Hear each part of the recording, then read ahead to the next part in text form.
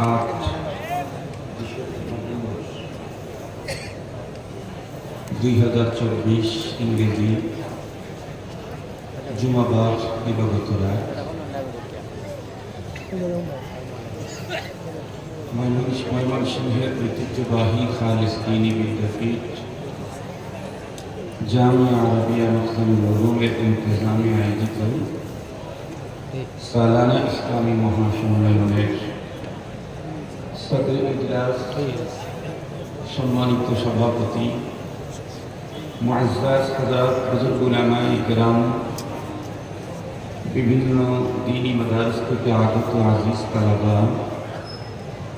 বাংলাদেশের দূর দূর এলাকা থেকে সমাগত সম্মানিত সুধী,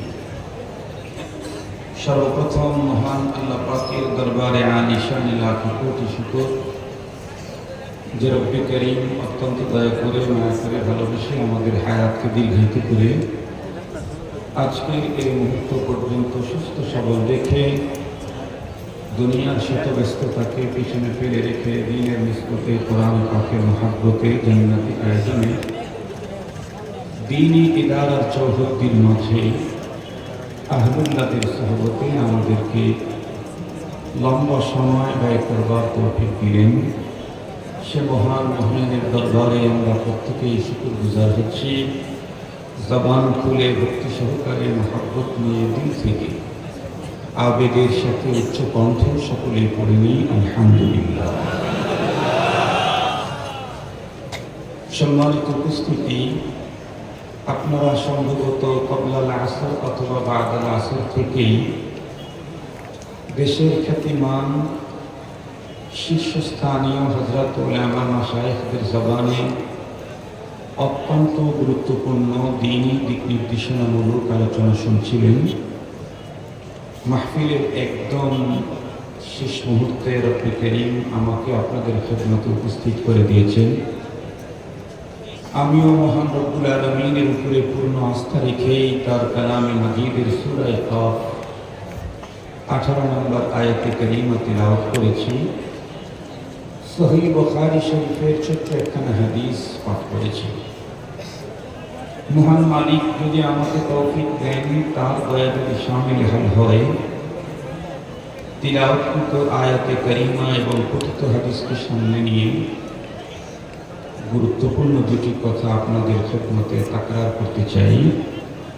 আপনারা দোয়া করেন যাতে করে মহান রব আমাকে তথ্য সমৃদ্ধ ইখলাসপূর্ণ এই সময় আমাদের জন্য অতীব আহাম দ্বীনি আলোচনার তৌফিক দান করেন।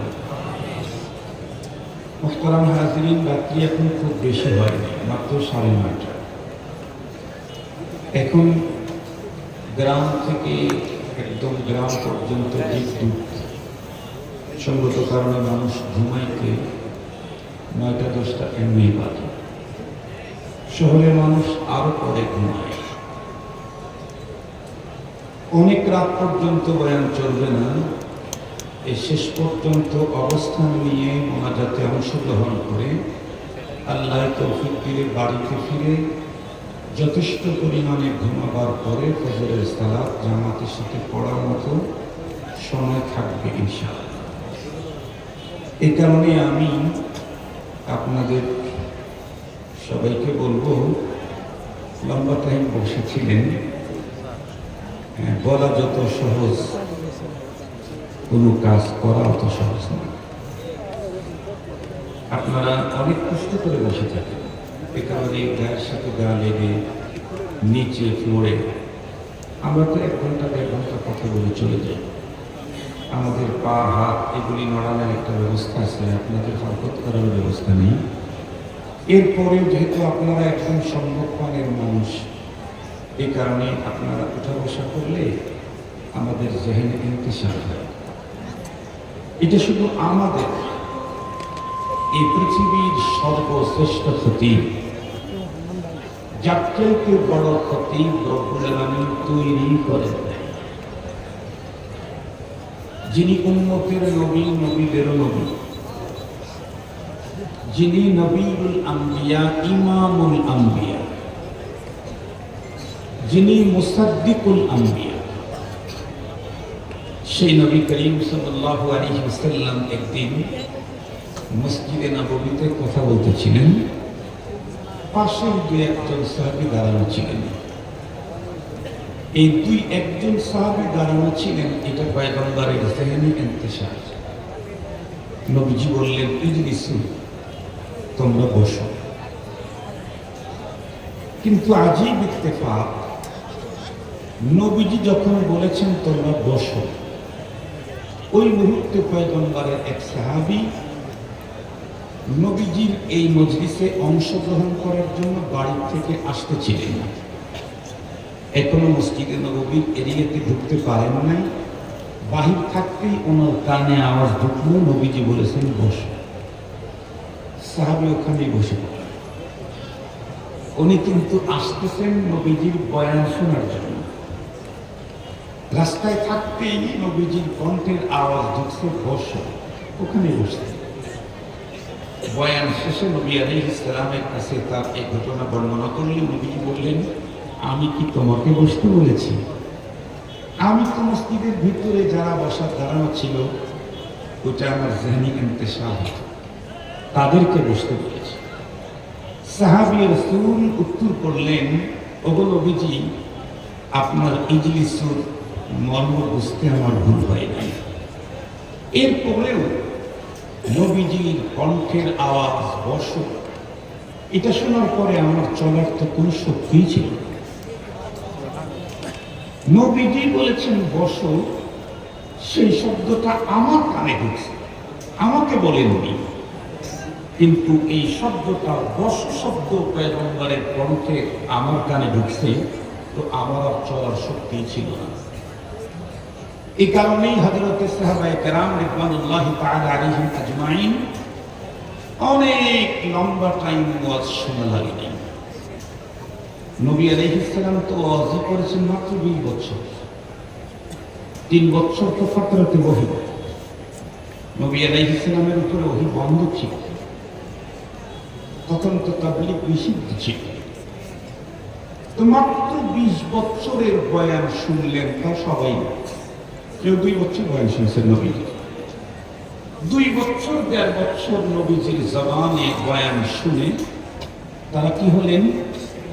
এই পৃথিবীর নবী এবং রসুলদের পরে সর্বশ্রেষ্ঠ মানুষ হয়ে গেলেন।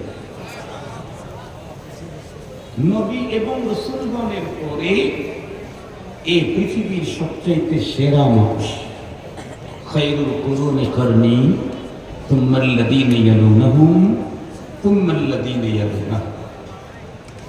আমরা তো কেউ 50 বছর হয় ওয়াজ শুনি, জীবনেরও তেমন পরিবর্তন হলো না। দ্বীনি ইলম যোগ্যতা মালাটাও আমাদের অর্জন হলো না। কেন? কারণ আমরা সাহাবায়ে কেরামের মতো গুরুত্বের সাথে কোনো মজলিসে বসি।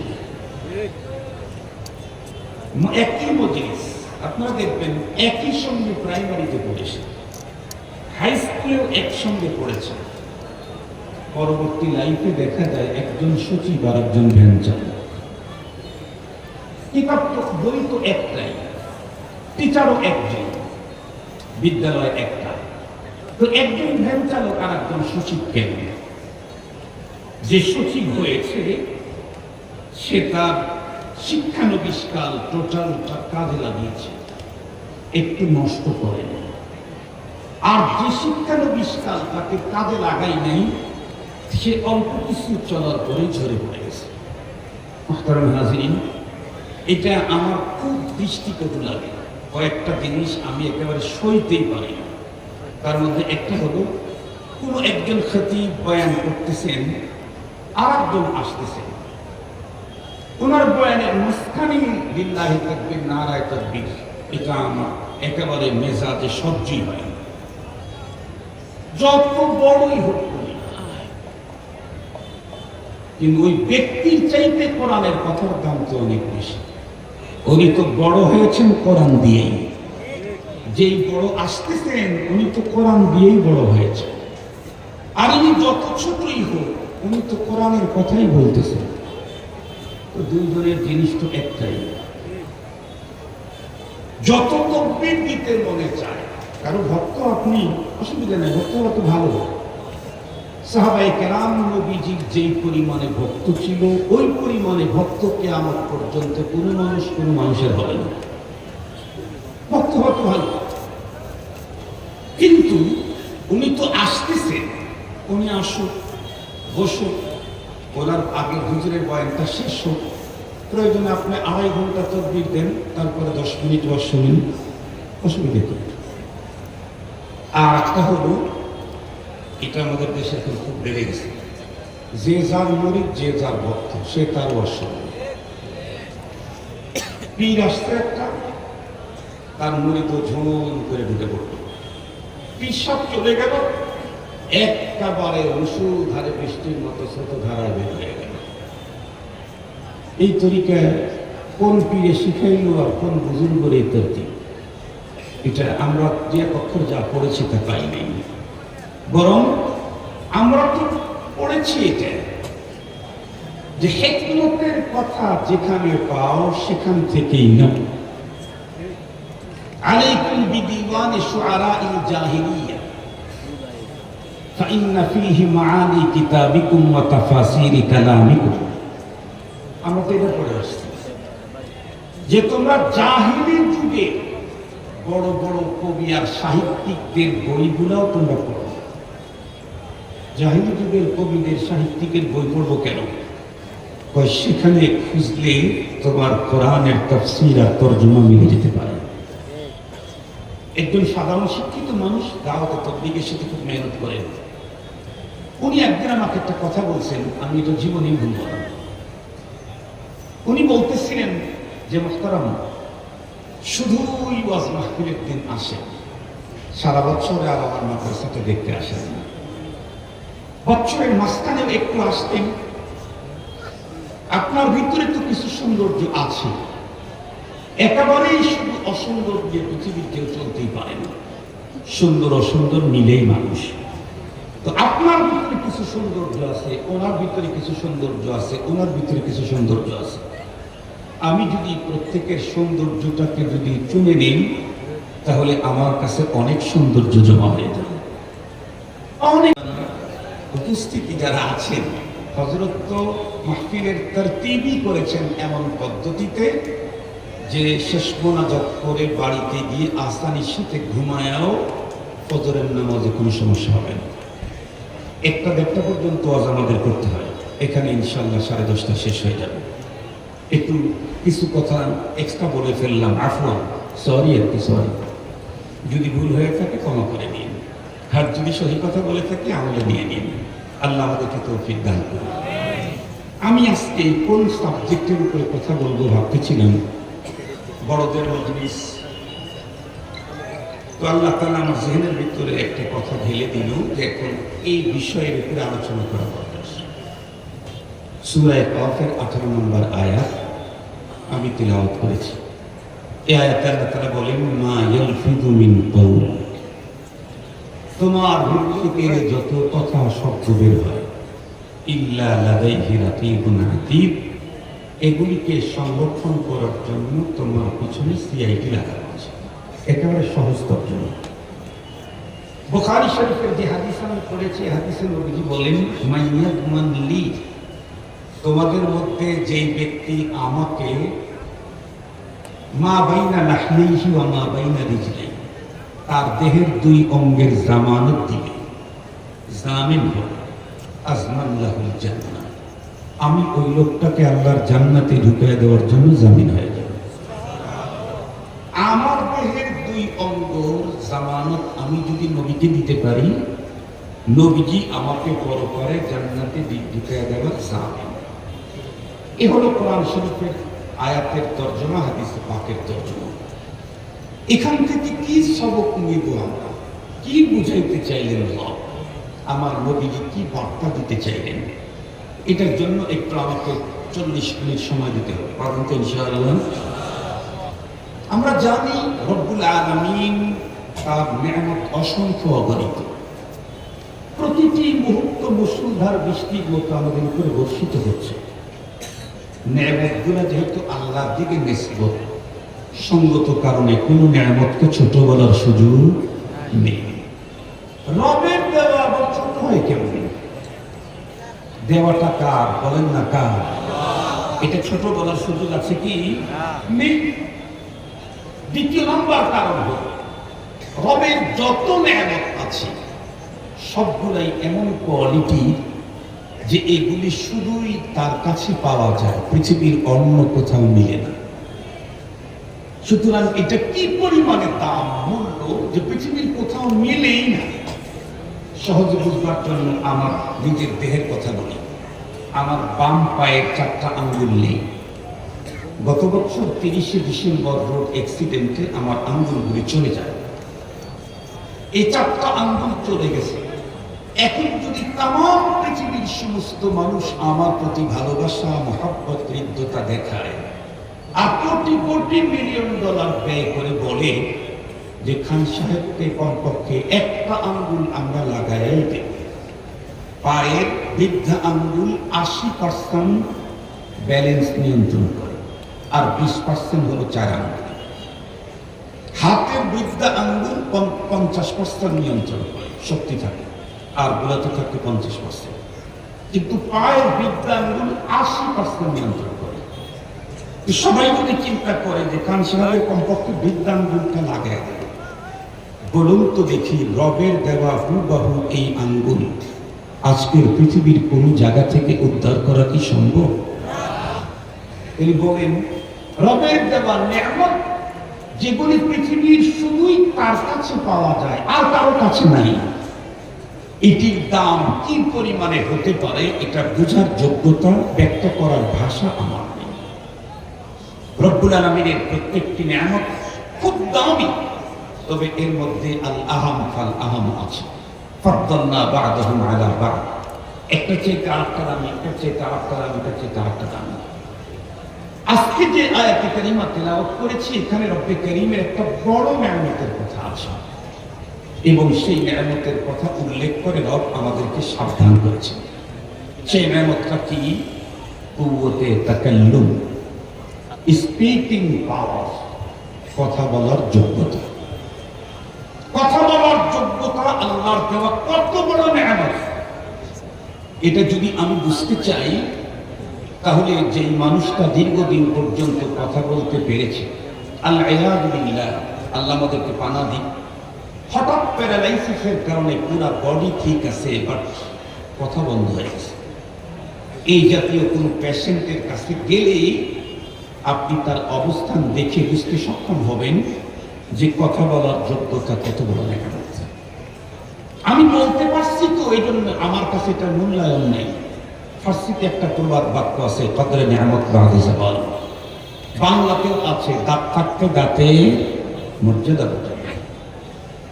যেই লোকটা কথা বলতে পেরেছে, হঠাৎ প্যারালাইসিসের কারণে আর কথা বলতে পারে না, এই জাতীয় রোগীর সাথে দেখা করতে গেলে বুঝবেন, আমি নিজে গিয়েছি, এই চোখ দিয়ে দেখে এসেছি, যে কোনো মানুষ তার সাথে সাক্ষাৎ করতে গেলেই উনি অস্বাভাবিক অস্থিরতায়, কান্নায় ভেঙে পড়েন। মুখে কোনো সাউন্ড নেই, শুধুই চোখের 2 কর্নার দিয়ে পানির ফোঁটাগুলি ঝর্ণার মতো বেয়ে বেরোচ্ছে। মুখটি বাঁকা করে এতটাই দুঃখ বেদনা তার অঙ্গ ভঙ্গিমায় প্রকাশ করে যে তার কান্না দেখলে যে তার জিয়ারতে গেছে সেও কাঁদতে থাকে। যার কথা বলার যোগ্যতা শেষ হয়েছে, সেই বুঝে কথা বলা কত বড় নেয়ামত। আরো সহজ করে বলি, এই পৃথিবীর কোনো একজন মানুষ তার মনের যে কোনো ভাব আর একজনকে শেয়ার করতে চাইলে কথা বলেন, কথা বলার বিকল্প নেই। যে লোকের মুখের আওয়াজ নেই, সে তার দুঃখ কাউকে শেয়ার করতে পারে না। কত ব্যথা, কোথাও ব্যথা, কিসের ব্যথা, এটাই সে বলতে পারে না। এ কারণেই তো দেখবেন আমাদের বাসায় ছোট্ট ছোট্ট বাচ্চা যখন জন্মগ্রহণ করে, যতক্ষণ পর্যন্ত বাচ্চা কথা বলতে পারে না, ততক্ষণ পর্যন্ত বাচ্চার মা যেখানেই থাক তার মন টোটালি থাকে সন্তানের দিকে। কেন? ও তো তোর ভাষায় কোনো কিছু ব্যক্ত করতে পারে না। আল্লাহর কি কুদরত! সন্তান শুধু একটাই পারে, সেটা হলো কান্না। কিন্তু এই কান্না কি ক্ষুধার কান্না? এই কান্না কি পেটের ব্যথার কান্না? এই কান্না কি হাতের হাত ডিসপ্লেস হওয়ার কান্না? এই কান্না কি পিঁপড়া কামড় দেওয়ার কান্না? এটা বোঝা যায় না। সবগুলোতে শুধু কান্দে, কিন্তু রব্বুল আলামিন এটা বোঝার কিছু যোগ্যতা দান করেছেন তার জন্মদাতা মাকে। কারণ মায়ের ব্লাড দিয়ে তো সন্তানের এই বডি তৈরি, মায়ের শরীরের ব্লাড দিয়ে সন্তানের বডি তৈরি। আজকের যত বড় পীর বুজুর্গ ওলিয়া আব্দুল কুতুব, যত বড় নেতাই আমি হই, মনে রাখতে হবে আমার এই টোটাল বডি আমার মায়ের দেহের রক্ত দিয়ে তৈরি, আমার মায়ের রক্ত দিয়ে তৈরি। বাবারও অংশ আছে, মায়েরও অংশ আছে, মায়ের অংশ বেশি আছে। মুহতারাম হাজিরিন, এ কারণে মাকে আল্লাহ তাআলা বোঝার যোগ্যতা দিয়েছেন। আপনারা দেখবেন অনেক সময় মা তার সন্তানকে ঘুম পাড়ায় দিয়ে গোসল করতে গেছে ওয়াশরুমে, মা একটু রিল্যাক্সে গোসল করবে 10 মিনিট, হঠাৎ 5 মিনিট যাওয়ার পরে মার গোসল অর্ধেক হওয়ার পরে বাচ্চা চিল্লানি শুরু করছে। দাদি আসতে, নানি আসতে, ফুপি আসতে, খালা আসতে, বাচ্চাটাকে কোলে নিয়ে কান্না বন্ধ হয় না, দোলাইতে থাকে তাও কান্না বন্ধ হয় না, কোলে নিয়ে নাচাইতে থাকে তাও কান্না বন্ধ হয় না, মাথায় হাত দেয়, পায়ে হাত দেয়, বুকে হাত দেয়, তাও কান্না বন্ধ হয় না। মা তখন বুঝতে পারে 5 মিনিট থেকে 1 মিনিটে কাজ শেষ করে দৌড়ে আসে। নানি কিন্তু মায়েরও মা, নানিকে মায়েরও মা, কিন্তু নানি বুঝে নেই, মাকেই বোঝার যোগ্যতা দিয়েছে। মা এসে কখন তার সন্তানকে এদিক ওদিক করে তার শরীরের চিপা চাপা খুঁজতে থাকে, এত দোলান দোলাই, তাকে এত নাচান নাচাই, বুকে নিয়ে জড়া ধরে চুমু খেল, এরপরে সন্তানের কান্না বন্ধ হয় না। খুঁজতে খুঁজতে দেখে পায়ের চিপার এক জায়গায় এত বড় একটা কি বলে পিঁপড়া কামড় দিয়ে ধরে আছে। মা তখন পিঁপড়াটা সরাই দিয়ে বলে, তোমরা এটাই চোখে পড়ে না, আমি তো বুঝতে পেরেছি আমার ছেলেকে কোনো না কোনো কিছু কামড় দিয়েছে। সন্তান সব ব্যথায় শুধু কান্না করে, কিন্তু কোন ব্যথায় কান্না করে এটা বুঝার কিছু যোগ্যতা আল্লাহ মাকে দিয়েছে। কথাগুলি একটু ভালো করে বুঝবেন। এই পৃথিবীতে আমি আমার আনন্দ শেয়ার করতে চাইলে আমার ভাষা লাগবে, আমি আমার দুঃখ শেয়ার করতে চাইলেও কথা বলেন কি লাগবে? ভাষা লাগবে। আমাকে আল্লাহ যতটুকু ইলম দিয়েছেন, এর চাইতে যদি কয়েক কোটি গুণে ইলম আমার ভিতরে বেশি থাকতো, আমি যদি জামানার ইমাম রাজি হয়ে যেতাম, ইমামে গাজালিও হইতাম, আমার কথা বলার যোগ্যতা না থাকলে এই চেয়ার আমার জন্য মানাইতো। এই চেয়ারে আমি বসতে পেরেছি অনেক অল্প ইলম নিয়ে। এই অল্প থাকলে কি হবে? কুওয়াতে তাকাল্লুম আল্লাহ আমাকে দান করেছে। এই কারণে কথা বলার যোগ্যতা অনেক বড় নেয়ামত। শুধু যে বড় নেয়ামত, ওইটা কত একটা বড় নেয়ামত, এতটুকু না, এই বড় দিয়া আরো বড় বড় নেক আমল করার প্রসেসিং সিস্টেম পদ্ধতি ইসলাম শরীয়তে আল্লাহ তাআলা দিয়েছেন। সুবহানাল্লাহ বলার সুযোগ আছে কি? একটু জোরে বলেন। আমি অবশ্য আগেই বুঝতে পারছি, আমরা ছোটবেলায় শুনেছি বড়দের কাছ থেকে, কেন্দ্রের আসর অঞ্চলে পড়ে, কেন্দ্রের আসর অঞ্চলে পড়ে। এতক্ষণ মঞ্চে যারা ছিলেন তারা গরম, এই কারণে শ্রোতারাও গরম।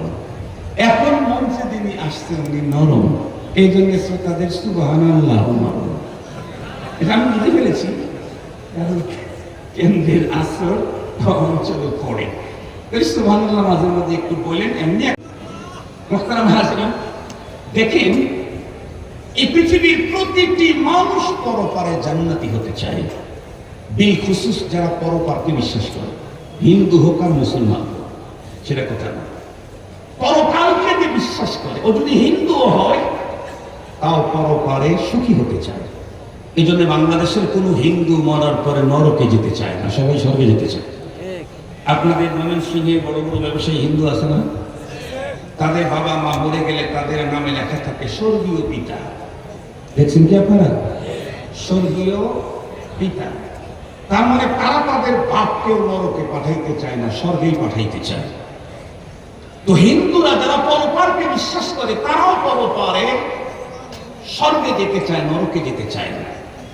আমরা তো মুসলিম, আমরা তো জান্নাতে যেতেই চাব, কিন্তু জান্নাতে যেতে চাইলে যে একটা কাজ লাগবে। কি কাজ? فأما من ثقلت موازينه فهو في عيشة راضية সূরাতুল কারিয়া। আল্লাহ পাক বলেন, পরকালে জান্নাতে যদি কেউ যেতে চায় তাহলে তার মিজানের পালা নেকিটা বেশি ওজনী হতে হবে। তাহলে বলুন তো দেখি, আমরা যেহেতু পরকালে জান্নাতে যেতে চাই, আমাদের মিজানের পালা নেকিটা একটু, কথা বলেন, ওজনী করা দরকার না, ভারী করা দরকার না? মিজানের পালা যদি কেউ ভারী করতে চায়, বুখারী শরীফের সর্বশেষ হাদিস আল্লাহ পাকের রাসূল বলেছেন, কালিমাতান, মাত্র দুইটা কালিমা, হাবিবাতান ইলার রহমান, আল্লাহ পাকের কাছে বড় প্রিয়। তার মানে এই কালিমা যারা বলে তারাও প্রিয়। আমরা বিগত সময়ে দেখেছি ৩৬শে জুলাই আগে এই দেশের একটা স্লোগান খুব প্রিয় ছিল, মনে পড়ে নাকি আপনাদের? এই দেশে একটা স্লোগান খুব প্রিয় ছিল। এই স্লোগানটা এতই প্রিয় ছিল, ওই স্লোগান যদি সরকার বিরোধী কোনো লোক বলতো তবুও স্লোগানের বরকতে তারা পার পেয়ে যেত। আমাদের কাছে তার রিপোর্ট আছে। ঢাকা শহরে কোনো একটা সময়, আমি তারিখ সহ দলের নাম বলবো না, আমি কাম বলবো, নাম বলবো না, আপনারা খুঁজে নেবেন। পারবেন তো ইনশাআল্লাহ? ইনশাআল্লাহ পারবেন। তো তাদের একটা প্রোগ্রাম, তার মানে বিগত যে সরকার ছিল তাদের একেবারে এমপি পার্টি, সামনেই দেখে প্রশাসন একেবারে রেড অ্যালার্ট, সঙ্গে সঙ্গে ওই দলের লোকগুলো আবার খুব চালাক। ওরা এতক্ষণ পর্যন্ত স্লোগান যাই দিয়েছে, যখন দেখছে সামনে পুলিশের বিশাল প্রশাসনের লোক, ওরা সাথে সাথে স্লোগান চেঞ্জ করছে। ওই দলের স্লোগান যখন দেওয়া শুরু করছে, পুলিশের লোকেরা চিন্তা করছে তা আমাদেরই লোক, এই জন্য ছেড়ে দিয়েছে। তাহলে যেই কথা যার কাছে প্রিয় হয়, সেই কথা যার মুখ থেকে বের হয় সেও প্রিয় হয়। কথা বলেন, সেও কি হয়? প্রিয় হয়। আল্লাহ পাকের রাসূল বলেন, কালিমাতান, দুইটা কালিমা, হাবিবাতান ইলার রহমান। কালিমার কন্ডিশন হলো আল্লাহ পাকের কাছে বড় প্রিয়। সঙ্গত কারণে এই দুই কালিমা যে পড়বে সেও আল্লাহর প্রিয়। এই কালিমা দুইটার আরেকটা গুণ হলো খফিফাতান আলাল লিসান, জবানে উচ্চারণ করতে খুব সহজ, যে কেউ করতে পারে, পড়ুয়া আনপড়, জীবনেই কোনোদিন পড়ে নাই সেও করতে পারে।